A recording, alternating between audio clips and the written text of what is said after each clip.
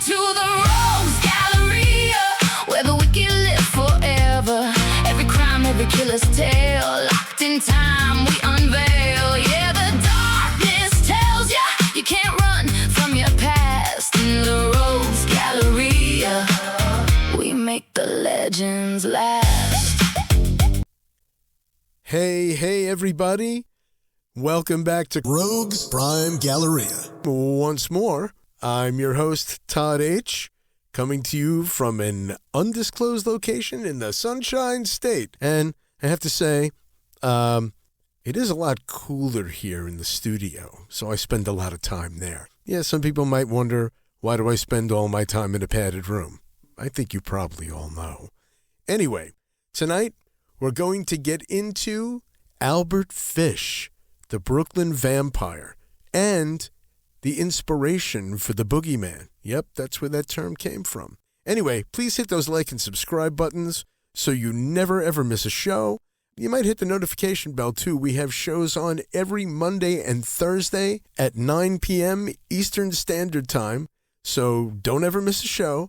But right now, let's get into this crazy story. Welcome to the Deep Dive. Today we're looking into a case that really stays with you, Albert Fish. Definitely. Operating back in the early 20th century, active roughly 1870 to 1936, an American serial killer, but also, well, much more than that, child rapist, cannibal. Yeah, the details are grim.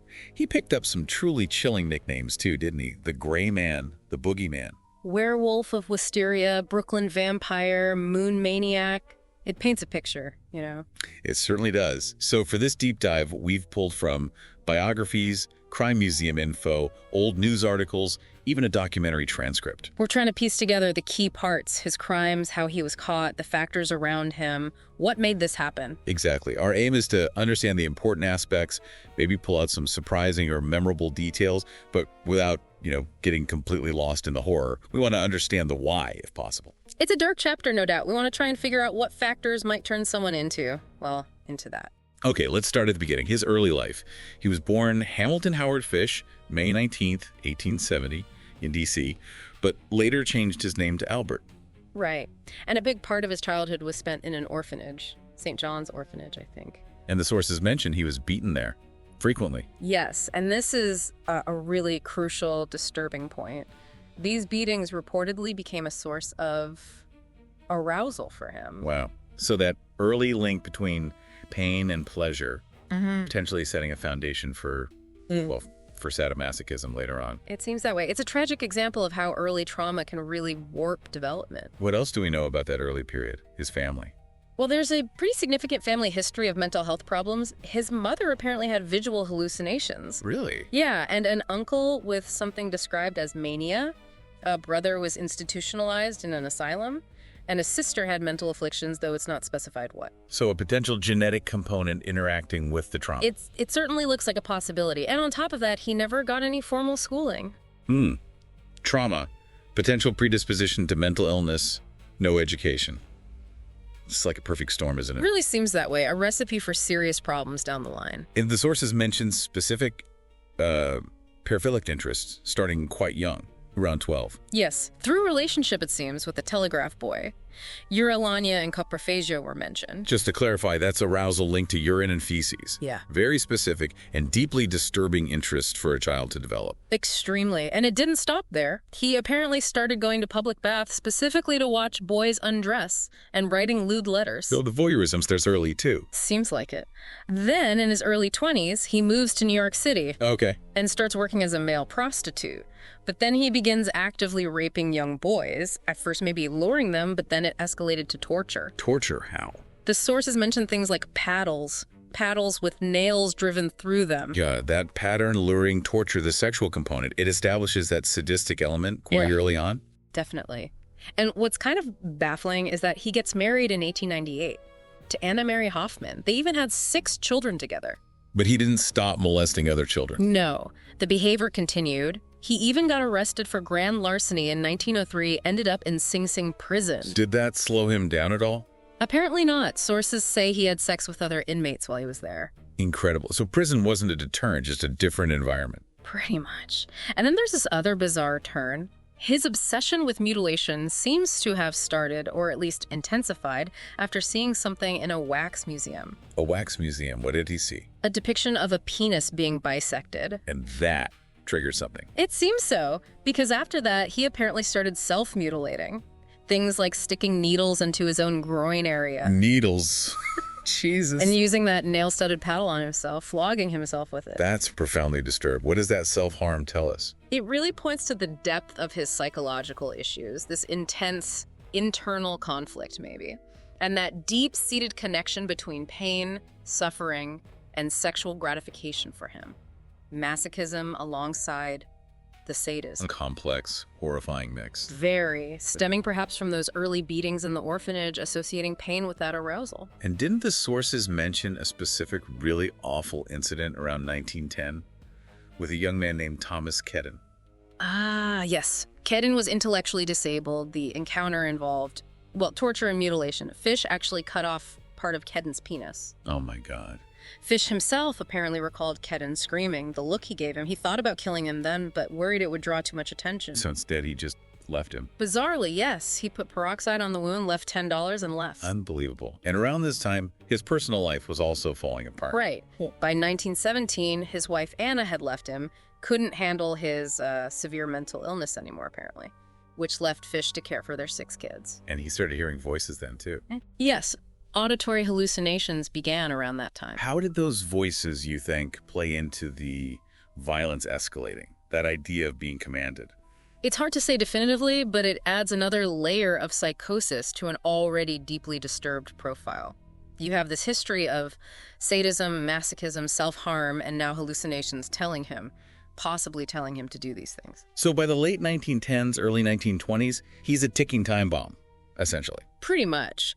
The sources point to a definite escalation around 1919, stabbing an intellectually disabled boy in Georgetown. And this targeting becomes a pattern, right? Victims who are disabled or African American. Yes. He seemed to operate under the truly horrific belief that they wouldn't be missed as much. Just awful. Exploiting societal vulnerability. Exactly. He even apparently sometimes paid other boys to help him procure victims. And the sources mention his tools. Implements of hell, they called them. Meat cleaver, butcher knife, a small handsaw. Chilling. And there was a near miss in 1924. A failed attempt to lure an 8-year-old girl, Beatrice Keel. He tried to get her into his car, but she resisted and got away. You'd think these close calls might deter someone. But it seems not. If anything, it might have fueled the compulsion. Which brings us, tragically, to Grace Budd. Right. May 1928. Fish sees a classified ad. An 18-year-old named Edward Budd looking for work out in the country. Such an ordinary starting point for something so terrible. Fish, who was 58 by then, goes to visit the Budd family in Manhattan.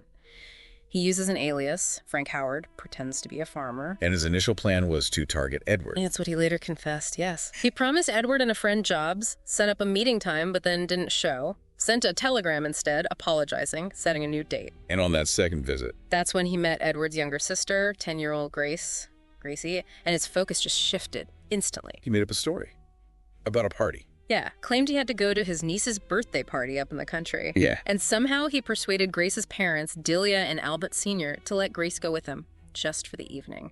June 3rd, 1928. They trusted him.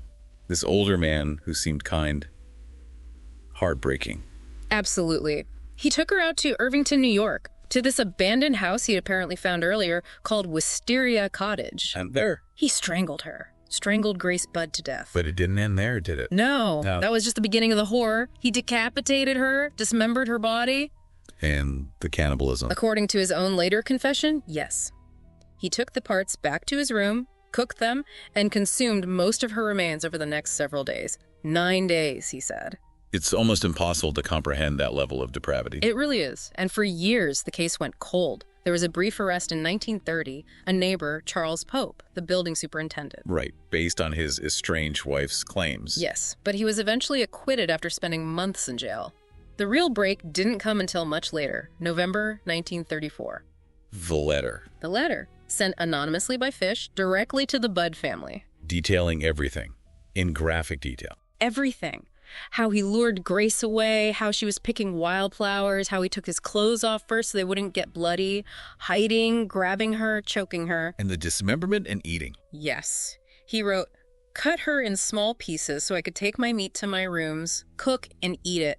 He described eating her over 9 days.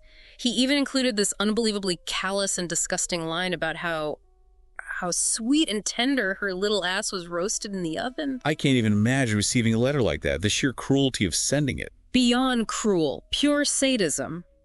He also included this bizarre, fabricated story, claimed he'd developed a taste for human flesh during a famine in China where children were supposedly sold as food, a twisted attempt at justification. Maybe. But he made a mistake in the letter, didn't he? Something that helped track him down. A crucial mistake, the envelope. It had a return address insignia on it, something related to the New York Private Chauffeurs Benevolent Association. A clue. A vital one.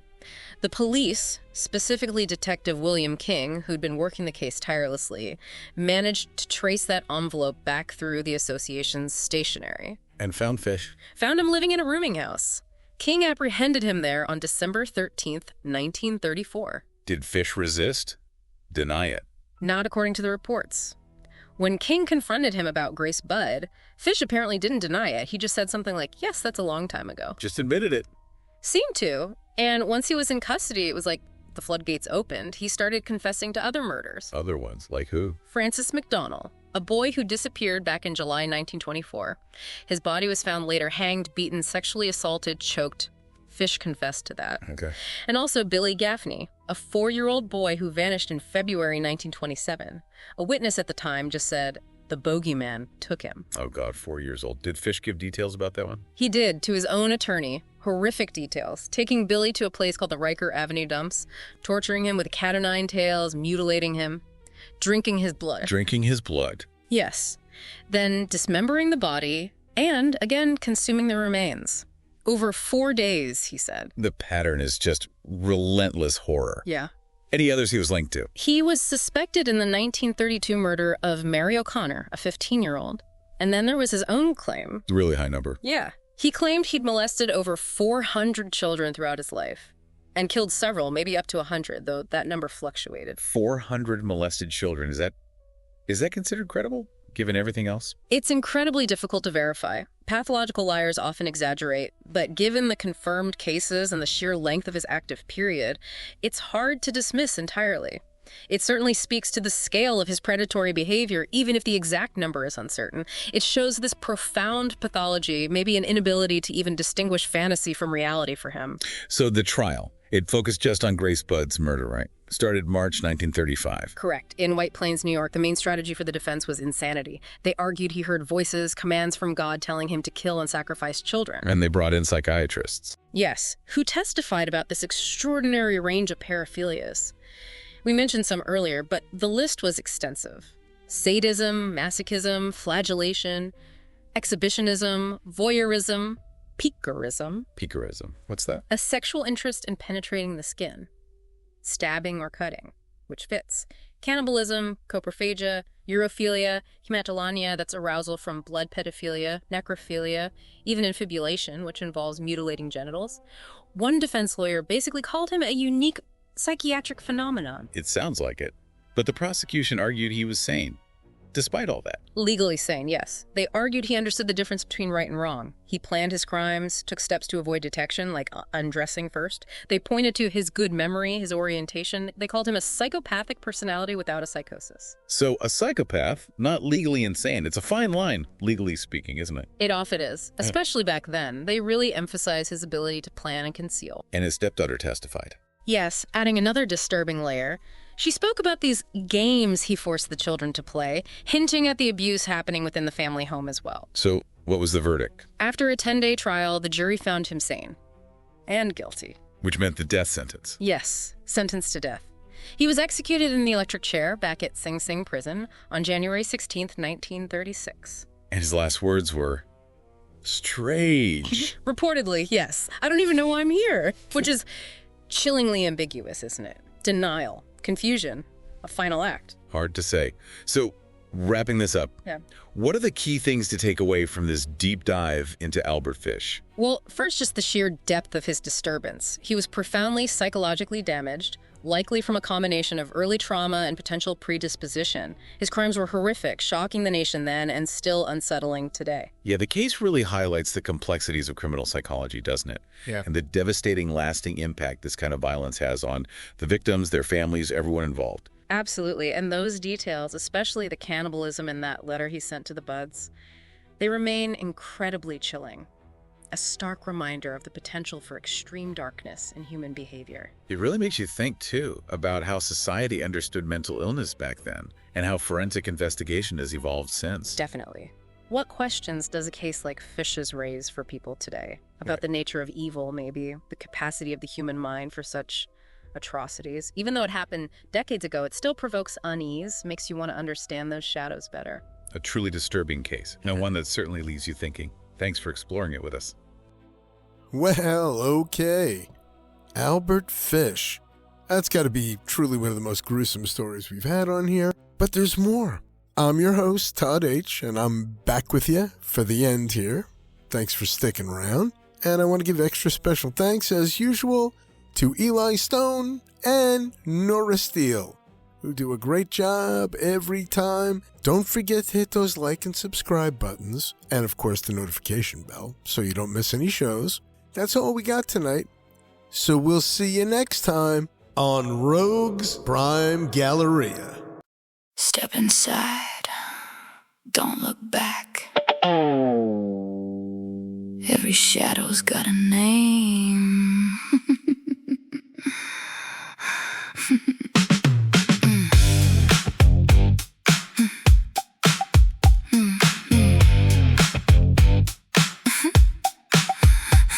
From the alleys where the cold steel sings, to the suits with blood on diamond rings, ghosts of power, greed, and flame. Every legend leaves a stain. Whispers crawl through history's halls, mugshots hanging on haunted walls. Outlaws riding, empires fall. You're one step from it all. Truth gets buried, lies get tall, but we're the ones who hear the call. Welcome to the Rogues Galleria, where the wicked live forever. Every crime, every killer's tale, locked in time, we unveil. Yeah, the darkness tells ya you can't run from your past. In the Rogues Galleria, we make the legends last. We make the legends last.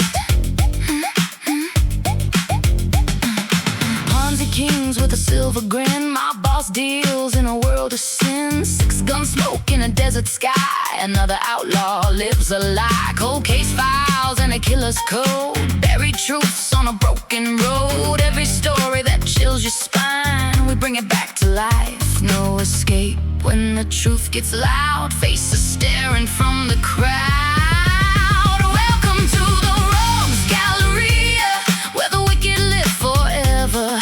Every crime, every killer's tale, locked in time, we unveil. Yeah, the darkness tells ya you can't run from your past. In the Rogues Galleria, we make the legends last. We make the legends last. Every name carved in the night, every wrong dressed up is right. If you listen, you'll hear them breathe in the gallery. They never leave. Welcome to the Rogues Galleria. Step inside, don't you falter. Every sin, every twisted mind, we expose what you won't find. Darkness calls ya, now you're part of the past. In the Rogues Galleria, you ain't leaving once you pass.